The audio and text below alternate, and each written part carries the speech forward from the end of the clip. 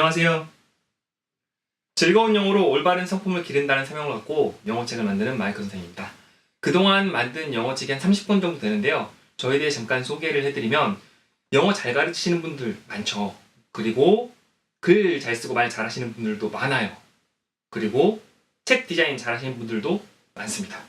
하지만 이 세 가지를 다 잘하시는 분들, 그러니까 돈 받고 팔 수 있을 만큼의 수준으로 해내시는 분은 한국에서 저 한 명이에요.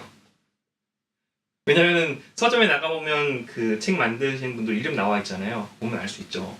그 세 가지를 한꺼번에 다 잘하실 수 있는 분은 저 한 명이고, 그동안 출간한 책이 한 30권 정도 됩니다.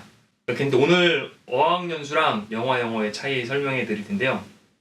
그거 설명하기 앞서가지고 먼저 저는 중학생 때 처음 영어를 배웠었는데 다른 애들은 다 선행학습을 하고 온 탓에 영어를 아무리 열심히 해도 할 수가 없었어요. 공부를 하면 자신 있었는데 영어는 진짜 노력을 해도 잘할 수가 없었어요. 그래서 만나는 사람마다 어떻게 영어를 공부했는지 계속 물어보고 다녔어요. 수백 명한테 물어봤죠. 그리고 그걸 실제로 해봤어요.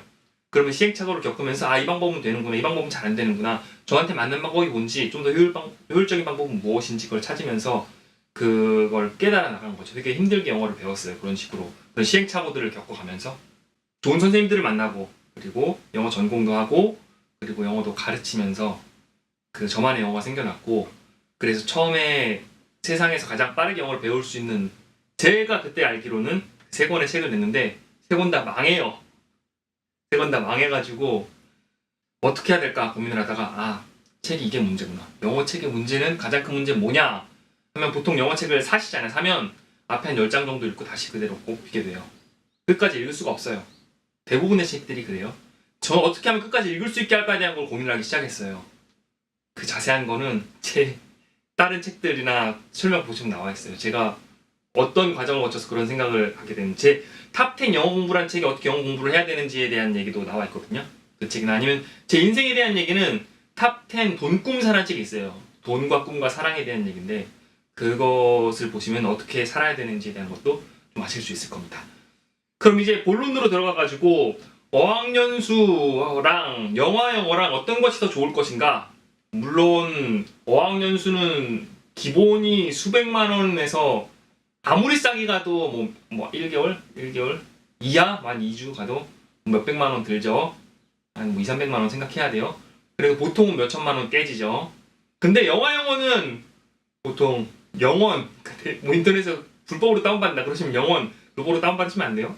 그거 근데 인터넷에 다운받는 것도 돈 주고 살 수가 있어요. 뭐 싸게는 1,000원, 2,000원에서 비싼 건 뭐 5,000원, 10,000원 이렇게 하는 게 있는데, 어쨌든 그 정도 가격, 영화 한 편 가격만 지불을 하고, 그리고 대본은 어떻게 받으셔가지고 공부를 하신다. 그럼 둘 중에 뭐가 더 효율적일까? 보면은 어학연수 1년, 2년 다녀오신 분들 보면은 일상회화는 해요.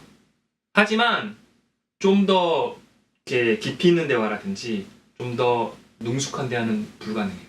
만약 어학연수 1, 2년을 다녀왔는데 그렇게 하는 분이 계시다. 그럼 그분은 어학연수 가기 전에 이미 어느 정도 영어를 엄청 잘하게, 엄청은 아니지만 상당히 공부를 하시고 어학연수를 간 케이스예요.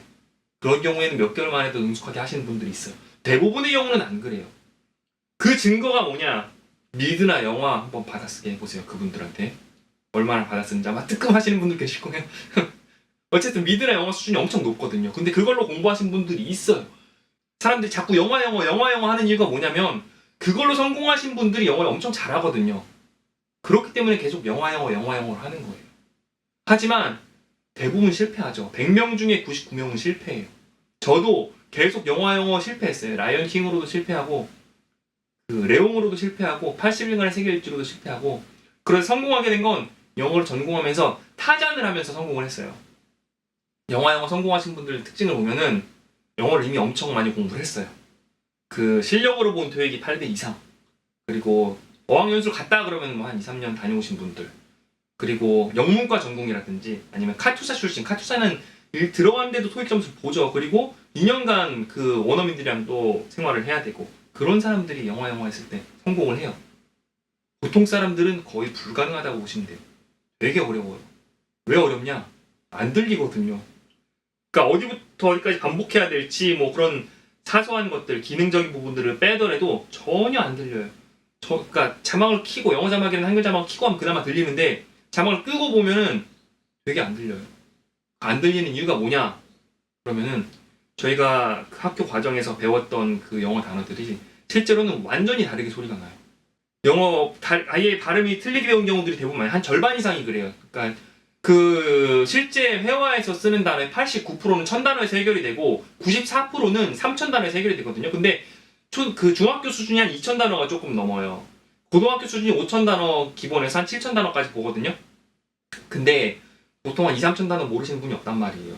그러면 영화를 봐도 실 대본을 보면은 해석이 잘 돼요. 대부분 다 아는 단어예요. 그런데도 불구하고 들리지 않아요. 일단은 자기가 아는 단어랑 소리가 아예 다르게 난다고 보시면 돼요. 절반 가까이는. 그리고 또 뭐가 다르냐? 속도가 빠르고, 그리고 그 사람이 사는 지역이나 뭐 미국식이냐 영국식이냐 또는 사람에 따라서 뭐 미국식도 여러 가지 있죠. 뭐 남부 사투리도 있고 여러 가지가 있죠. 뭐 인도식도 있고 여러 가지가 있는데 어쨌든 그런 것에 따라서 또는 그 단어의 앞뒤에 어떤 단어가 오느냐에 따라서 아예 다르게 발음이 되기 때문에 훈련을 하지 않으면 들을 수가 없는 거예요. 그렇죠? 그리고 또 하나는 영어 실력이 너무 낮기 때문에 아무리 해도 영화를 100번을 보든 200번을 보든 그냥 흘러나가 버리는 거예요. 영어라는 건 기본적으로 영어를 어느 정도 일정 수준으로 하는 사람, 일상생활을 하는 사람이 더 잘하기, 더 능숙하기 위해서 하는 거지 아예 기초가 없으신 분들은 하기가 정말 힘들어요. 그래서 이 책, 그 이상한 나라의 앨리스 이 책 같은 경우에는 한 3분의 1가량은 기초를 닦는 부분으로 이루어져 있고 문법 패턴이거든요. 이 이상한 나라의 앨리스 명대사들을 활용해서 6문장씩 총 20단원 그 기본 그러니까 패턴이라 그러면은 문장 기반의 패턴이라는 게 있어요. 그거는 수천 개를 배워야 되고 실제에서 다르게 흘러갈 수 있기 때문에 응용 능력이 떨어진다고 보면은 문법을 기반으로 패턴을 배운다 그러면은 적게는 한 30개, 50개에서 많게는 100개면 끝나요. 모든 문장을 다 그 문법으로 해결할 수가 있어요. 그 문장 안에서, 그 문법 패턴 안에서.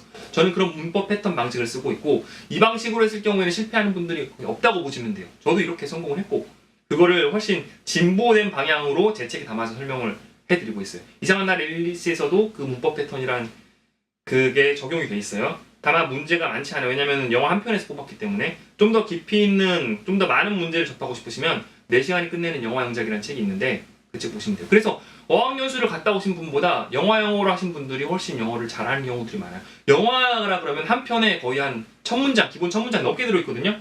그거를 1시간 동안 끊임없이 받아 듣고 말하고 해야 되기 때문에 그 훈련을 하신 분들이 훨씬 영어를 잘해요. 실제 어학연수 간다 그래 하루 종일 듣는 문장이 몇 개나 있어요. 말하는 문장이 몇 개나 되겠어요. 근데 영어는 다르다는 거죠. 그래서 그 영어 중에 왜 앨리스를 선택을 했느냐 그거는 곧 이어 설명을 할게요. 여기 화면을 보여드리면서 이분이 누구신지 혹시 아세요? 이분은 바로 이상한 나라의 앨리스를 집필하신 루이스 캐럴이라는 분이세요. 루이스 캐럴이라는 분이신데 이분은 그 크라이스트 컬리지에서 그 영문학 박사를 따고 옥스퍼드에서 수학 교수로 일하신 분이에요.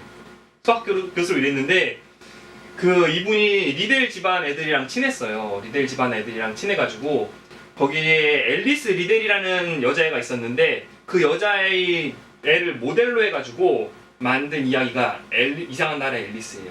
걔네들이랑 만나면은 걔를 모델로 해가지고 다양한 이야기를 지어줬다 그래요. 그 이야기들을 그러니까 말로 해준 거죠. 이 사람이 약간 그 어린애들을 소아성애자 이런 얘기 하면 그렇지만 약간 그런 게 있었나 봐요. 그렇다고 뭐 애한테 막 그렇게 나쁜 행동을 하거나 그러진 않은 것처럼 보이는데 그런 애들 이렇게 누드 사진을 찍는다든지 그런 분이셨다고 해요. 그래가지고 그 크리스마스 선물로 해가지고 지하세계 앨리스라는 책이 있어요. 그 책을 자필로 이렇게 원고를 써가지고 그 앨리스 그 리넬한테 준 거죠. 책을. 나중에 그게 얼마에 팔렸냐. 2009년에 1억 3천만 원에 팔려요. 2009년? 맞네요. 2009년에 1억 3천만 원에 팔리게 되는 그런 책이 자필로 원고. 그때는 그 이상한 나라의 앨리스가 이렇게 커질 줄 몰랐죠. 그래서 그 지하세계 앨리스를 맥밀란 출판사에서 그 다음에 그 사파와 함께 넣어가지고 만든 책이 이상한 나라의 앨리스예요. 이상한 나라의 앨리스가 잘 되면 어떻게 해요? 출판사도 그렇죠. 한 책이 잘 되면은 뭐 하고 싶어져요? 속편 만들고 싶죠. 그 속편이 뭐냐? 거울 나라의 앨리스예요. 거울 나라의 앨리스. 그렇게 이상한 나라의 앨리스, 거울 나라의 앨리스 이렇게 두 권이 있는 거죠. 그런 다음에 그게 잘 되니까 유아용 버전 앨리스도 만들고 그랬어요. 그리고 앨리스 리들이라는 소녀는 좀 이따가 보여드릴게요. 어쨌든 그렇게 책을 만들었죠. 그렇게 그거를 가지고 디즈니에서 리메이크를 했어요. 디즈니에서 1951년에 리메이크를 했는데 지금 돈으로 했을 때 300 얼마더라?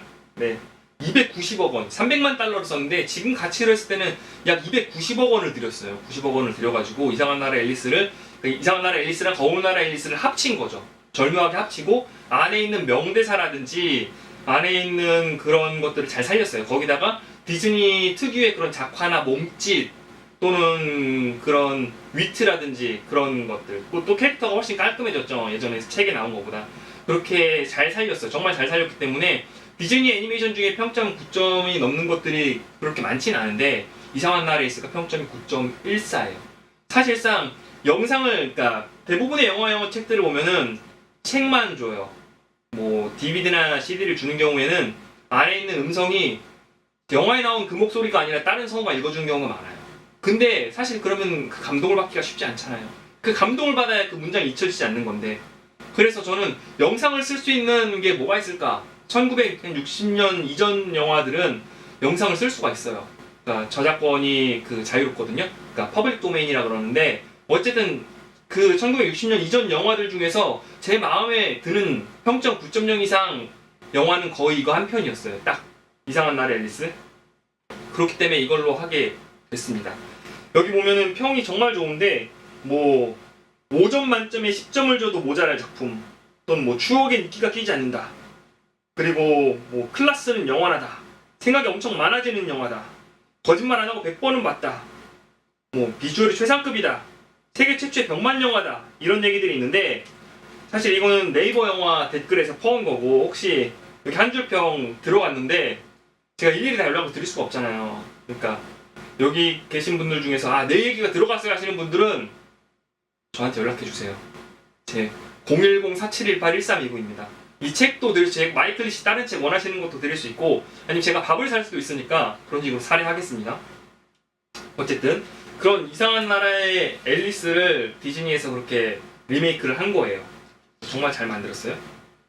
그다음 그 앨리스를 그 담당한 성우 이름이 캐서린 보몬트라고 나오네요. 여기 보니까 1938년에 런던에서 태어나가지고 미국으로 이민을 가요. 그러니까 아역 배우를 잠깐 하다가 미국으로 이민을 가서 한 14살 때 앨리스를 맡죠. 그리고 16살 때 피터팬의 웬디를 맡아요. 네, 웬디는 그렇게 존재감이 뛰어나진 않죠. 피터팬이 좀 더 주인공이니. 근데 앨리스는 앨리스가 주인공이란 말이에요. 그래서 거의 평생 앨리스라는 그 이미지가 따라다녔을 거예요. 물론 즐거웠겠죠. 그래서 뭐 주변에서 앨리스 대사 좀 해봐 그럴 수도 있고.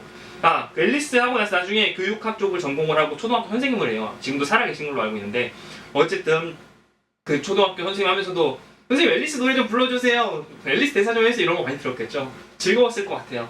어떤 그런 성우가 있고, 앨리스 리델 사진 보여드리고 그 다음 그 책으로 그 화면으로 보여드리면 설명할게요. 여기 보이시죠? 앨리스 리델이 이렇게 생긴 애예요. 이렇게 그 꼬마일 때, 그리고 컸을 때 19살이 됐을 때 앨리스 리델 사진입니다. 그럼 이제 본격적으로 책에 대한 설명으로 들어갈게요.